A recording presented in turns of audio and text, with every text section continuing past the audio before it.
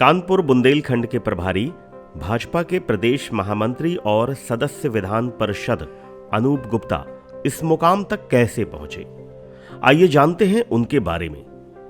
अनूप गुप्ता को यहां तक का सफर तय करने में लंबा संघर्ष करना पड़ा। वह बाल्यकाल से ही राष्ट्रीय स्वयंसेवक संघ से जुड़े रहे। 1990 में अखिल भारतीय विद्यार्थी परिषद से जुड़े। 2005 तक परिषद के विभिन्न पदों में रहकर सेवाएं दी। 2004 के लोकसभा चुनाव में राष्ट्रीय स्वयंसेवक संघ की योजना से मेरठ लोकसभा समन्वयक की भूमिका का निर्वहन किया।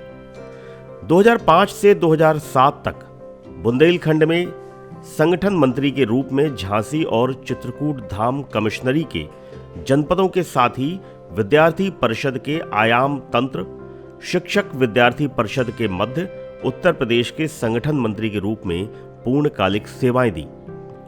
वह विद्यार्थी परिषद के कार्यकाल में प्रदेश सह मंत्री, प्रदेश सदस्यता प्रमुख, राष्ट्रीय कार्य समिति सदस्य और अन्य पदों का निर्वहन किया और 2007 में उन्होंने भारतीय जनता पार्टी से जुड़कर काम करना शुरू किया। 2009 के लोकसभा चुनाव और 2012 के विधानसभा चुनाव में चुनाव प्रबंधन का कार्य देखा। 2013 से लेकर 2020 तक उत्तर प्रदेश के 3 बार प्रदेश मंत्री रहे। उत्तर प्रदेश भाजपा के आईटी विभाग के प्रदेश प्रभारी भी रहे और 2020 से भाजपा प्रदेश संगठन के प्रदेश महामंत्री के अलावा अन्य कई जनपदों में प्रभारी व अन्य दायित्वों का निर्वहन किया। इसके बाद लखीमपुर खीरी स्थानीय प्राधिकरण निर्वाचन में निर्विरोध जीत दर्ज करते हुए विधान परिषद के सदस्य के रूप में निर्वाचित हुए। नमस्कार दोस्तों, आज हमारे साथ भाजपा के कोर कमेटी के सदस्य कहें, उत्तर प्रदेश के या योगी टीम के एक प्रमुख सदस्य कहें, जिन्होंने विद्यार्थी परिषद से लेकर के आज इस कद पर हैं कि आज बुंदेलखंड के क्षेत्र के प्रभारी बनाए गए, जो कि आने वाले चुनावों को देखते हुए दृष्टिगत जो समीकरण बदले हैं उसके हिसाब से आज अनूप गुप्ता जी हमारे साथ हैं। जानते हैं संगठन के हिसाब से और भाजपा का क्या उद्देश्य है आने वाले चुनावों के हिसाब से। नमस्कार सर। नमस्कार। ये जानना चाहेंगे कि आपको, चूंकि आप इस क्षेत्र से नहीं हैं लेकिन फिर भी आपको बुंदेलखंड और कानपुर क्षेत्र का प्रभारी बनाया गया, उसके लिए क्या प्रमुख समीकरण रहा? समीकरण का विषय नहीं है, तो क्या है कि भारतीय जनता पार्टी की अपनी कार्यपद्धति है। भारतीय जनता पार्टी में जो अधिक समय देकर के काम करने वाले कार्यकर्ता रहते हैं, ऐसे कार्यकर्ताओं की अलग अलग जगह पर भूमिका तय की जाती है। अब से पहले मैं गोरखपुर क्षेत्र का प्रभारी था। प्रदेश महामंत्री के नाते कुछ न कुछ काम रहता है अपने जिम्मे, और वो जो काम कार्य बंटवारा किया जाता है, उस कार्य बंटवारे में उत्तर प्रदेश के अंदर 6 क्षेत्र हैं। उन 6 क्षेत्रों में से एक क्षेत्र कानपुर बुंदेलखंड क्षेत्र भी है। इससे पहले मैं गोरखपुर क्षेत्र देख रहा था, अभी कानपुर बुंदेलखंड क्षेत्र का प्रभारी बनाया गया है। सांगठनिक प्रक्रिया है। संगठन अपनी गतिविधियों को ठीक ढंग से चलाने के लिए, संगठन में नई धार देने के लिए, कहाँ कार्यकर्ता को किस रूप में कार्यकर्ता विकास की प्रक्रिया में ले जाना है, किस कार्यकर्ता को कौन सी भूमिका देना है, कहाँ पर क्या संगठन चल रहा है, वो संगठन सही दिशा में काम करे। हम जिन उद्देश्यों को लेकर के भारतीय जनता पार्टी में काम करने आए हैं, उन उद्देश्यों में हम कहाँ तक पहुँच रहे हैं, ऐसे सभी चीज़ों का आंतरिक तौर पर एनालिसिस करना। और भारतीय जनता पार्टी कानपुर बुंदेलखंड क्षेत्र में हमारे लिए क्या चुनौतियाँ हो सकती हैं, उन चुनौतियों को समझ करके और उनका समाधान करना, समय से पहले उनका परिमार्जन करना, उनकी व्यवस्था करना। पिछले मैं जब शुरुआत आपकी रही, आप जब विद्यार्थी परिषद में रहे तो यहाँ पर आपने काफ़ी प्रवास गुजारा, तो उन चीज़ों का आपको काफ़ी सहयोग मिल रहा होगा, लोगों से जुड़ाव मिल रहा है?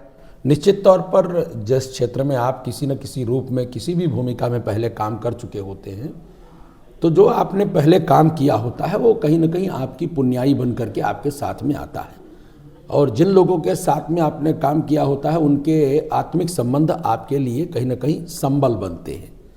और मैं इस क्षेत्र में विद्यार्थी परिषद का संगठन मंत्री रहा हूँ बुंदेलखंड में, तो बुंदेलखंड के सभी जनपदों से मेरा भली भांति परिचय है, और हर स्तर पर जो आज भारतीय जनता पार्टी के कार्यकर्ता काम कर रहे हैं वो कहीं ना कहीं कभी छात्र जीवन में विद्यार्थी परिषद से जुड़े थे, नहीं तो संघ की भूमिका में जुड़े रहे होंगे, कहीं ना कहीं युवा मोर्चा की भूमिका में रहे होंगे। वो सब कहीं ना कहीं भारतीय जनता पार्टी के नाते से मुझे आज जानते हैं। तो मेरे मन में भारतीय जनता पार्टी की किस प्रकार की कार्यपद्धति को लागू करने की बात रहती है वो सब पहले से जानते हैं।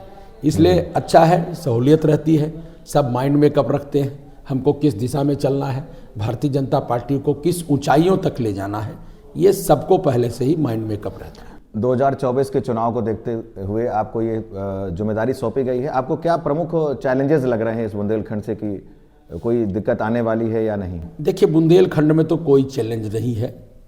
मैं जहाँ तक चीज़ों को एनालाइज करता हूँ, विद्यार्थी परिषद का संगठन मंत्री के रूप में मैंने गलियों में मोटरसाइकिल चला करके भी काम किया है इस बुंदेलखंड के अंदर, तो मुझे हर गली के बारे में ध्यान में है। और यदि मैं पूरे कानपुर बुंदेलखंड क्षेत्र की बात करूं तो कानपुर क्षेत्र में जरूर एक कुछ ऐसा पैकेज है, इटावा, औरैया, कन्नौज, फर्रुखाबाद, जिस इलाके में जरूर हमें ऐसा लगता था कि हमारे लिए कुछ थोड़े मोड़े चैलेंजेस हो सकते हैं। लेकिन जिस प्रकार की भारतीय जनता पार्टी केंद्रीय नेतृत्व की प्लानिंग है, आपने देखा है पिछले दिनों मध्य प्रदेश के अंदर मोहन सिंह यादव जी को मुख्यमंत्री बनाया गया है। मोहन सिंह यादव जी के मुख्यमंत्री बनने के बाद से लगातार मैं कहूं कि उस पूरे इटावा, औरैया, कन्नौज, फर्रुखाबाद पूरे इलाके से जितने भी ऐसे लोग हैं जो हमारे लिए चैलेंजेज हो सकते थे, वो कहीं ना कहीं भारतीय जनता पार्टी में रास्ता ढूंढ रहे हैं, कहीं ना कहीं भाजपा में जुड़ जाएं कैसे भी। तो जो चैलेंज थे वो खुद भारतीय जनता पार्टी के सामने समर्पण करते हुए नजर आ रहे हैं। तो इसलिए हमारे लिए कोई चैलेंज जिस चैलेंज की अभी आप इनडायरेक्ट वे में बात कर रहे हैं, अगर मैं बात करूं तो अखिलेश यादव ने अभी कहा है रिसेंटली कि अयोध्या मुद्दे पर लेकर के कि अगर मेरे पास निमंत्रण आएगा तो मैं जाऊंगा। डिम्पल भी कह रही हैं अगर निमंत्रण नहीं भी आए तब भी मैं जाऊंगी। तो इसको आप क्या परिवर्तन मानते हैं? देखिए, ये तो राम भक्तों की जो श्रद्धा है उसको राम जी ने स्वीकार कर ली है। राम जी के प्रति, राम जी के भक्तों की श्रद्धा का ये एक अप्रतिम उदाहरण है कि आज अयोध्या में प्रभु श्री राम जी का भव्य दिव्य मंदिर बन गया है, उसका लोकार्पण होने वाला है। 22 तारीख को प्रभु श्री राम जी की प्रतिमा का प्राण प्रतिष्ठा होने जा रही है। बिल्कुल। अनेक वर्षों में, कालांतर में, आगे के दिनों में, भविष्य में अनेक वर्षों में हो सकता है राम मंदिर में कुछ सौंदर्यीकरण का काम आने वाले शासक करें, हो सकता उसमें कुछ और अच्छा करें। लेकिन ये दिन दोबारा नहीं आने वाला कि भगवान मर्यादा पुरुषोत्तम प्रभु श्री राम जी की प्राण प्रतिष्ठा, मूर्ति की प्राण प्रतिष्ठा अब दोबारा नहीं होना है। ये युगों में आने वाला एक क्षण है। तो इस क्षण में जो भी इस धरती पर है इस समय, उसको उस क्षण से जुड़ना चाहिए। अखिलेश यादव को भी सद्बुद्धि आएगी तो बहुत अच्छा है। तो बाकी विपक्षों को भी सबको निमंत्रण आप लोग दे रहे हैं भाजपा की तरफ से? देखिए, भारतीय जनता पार्टी निमंत्रण देने वाली कौन होती है? निमंत्रण दे रहा है, लोग तो यही कह रहे हैं कि भाजपा का ही मंदिर बन रहा है। मैं आपको बता रहा हूं ना, निमंत्रण तो सनातन समाज दे रहा है, सनातन मत दे रहा है।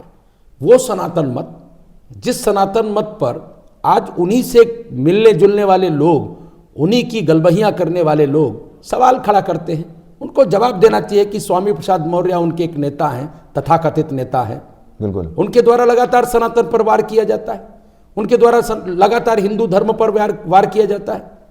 तो पहले अखिलेश यादव जी को अपनी पार्टी के अंदर लोगों को प्रशिक्षित करना चाहिए किसके बारे में कैसे बोलना है। अगर इस देश में आप रहते हैं तो इस देश में जातीय आधार पर, धार्मिक आधार पर, संप्रदाय के आधार पर एक दूसरे को बुरा भला कहना, इसके लिए कोई स्थान नहीं है, इसकी कोई जगह नहीं है। और सनातन को कोई मिटा नहीं सका है। सनातन के बारे में जो जो उल्टा बोल रहे थे, आपने 3 राज्यों के चुनाव देखे हैं। 3 राज्यों के चुनाव का परिणाम बताता है कि जिसने सनातन के बारे में उल्टा बोला है उसका सुपड़ा साफ हुआ है। तो क्या माने कि आज राम के रथ पर मोदी की गारंटी सवार हो गई है? ये तो राम जी की ही गारंटी है जो मोदी जी को प्राप्त हो गई है। ये राम जी की कृपा है जो मोदी जी को प्राप्त हुई है। और मैं तो मानता हूं साक्षात हनुमान जी का वरद हस्त आदरणीय नरेंद्र मोदी जी के सर पर है, और वो जब चलते हैं आदरणीय नरेंद्र मोदी जी तो ये महसूस होता है कि हनुमान जी की ताकत उनको मिली हुई है। वो जिस ओर कदम बढ़ा देते हैं, जिस क्षण बढ़ा देते हैं, विजय श्री उसी क्षण तय हो जाती है। अयोध्या आज जो दिव्य लेवल पर आई है, आज दिव्यता उस अयोध्या में आई है राम की स्थापना से, तो चित्रकूट को उसको कैसे आकलन करते, चित्रकूट का इतना विकास कैसे आप लेके आ पाएंगे आगे आने वाले समय में? निश्चित तौर पर आप अभी प्रभु श्री राम जी की जन्मभूमि के और अयोध्या जी के विकास की गाथा देख रहे हैं। ये शुरुआत नहीं है, इससे पहले ही शुरुआत हो चुकी है। काशी कॉरिडोर का लोकार्पण आपने देखा है। काशी कॉरिडोर के लोकार्पण के बाद से काशी में जो पर्यटकों की जो संख्या बढ़ी है, ये संख्या अपने आप में रिकॉर्ड है। ये वो रिकॉर्ड है जिस रिकॉर्ड ने दुनिया भर के दर्शनीय स्थलों के रिकॉर्डों को तोड़ना शुरू कर दिया। तो न केवल प्रभु श्री राम जी का धर्मस्थल, न केवल भगवान भोलेनाथ का धर्मस्थल, पूरे प्रदेश भर में हमारी डबल इंजन की सरकार ने आदरणीय नरेंद्र मोदी जी, आदरणीय पूज्य योगी आदित्यनाथ जी के नेतृत्व में पूरे प्रदेश के अंदर सांस्कृतिक राष्ट्रवाद का, सांस्कृतिक मूल्यों को पुनर्स्थापित करने का जो संकल्प लिया था, उस संकल्प को हम सिद्धि तक पहुंचाना शुरू कर चुके हैं। ये इस बात का प्रमाण है। बिल्कुल सही कह रहे हैं कि जो लगातार भाजपा का ग्राफ ऊपर बढ़ रहा है, कहीं ना कहीं मोदी और योगी की जो नीतियां हैं वो आगे लेकर जा रही हैं। अब आखिरी सवाल ये जानना चाहेंगे कि जिस उद्देश्य से आपको इस क्षेत्र का प्रभारी बनाया गया है चुनाव को लेकर के, तो जाति गणना या किस आधार पर बंटवारे को लेकर के आप यहाँ के टिकट का आगे आकलन करेंगे? जैसे कार्यकर्ता लोग उम्मीद लगाए बैठे हैं कि जिस उम्मीद के साथ आज 2 राज्यों में मुख्यमंत्रियों का चुनाव हुआ, जिनको पता नहीं था कि आज मुख्यमंत्री बनेंगे, क्या उसी हिसाब से होगा या किसी धन वालों को आगे लेके जाएंगे?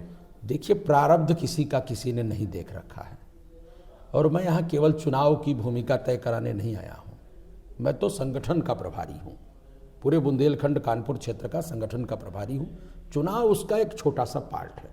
चुनाव भी कराएंगे, संगठन भी ठीक करेंगे।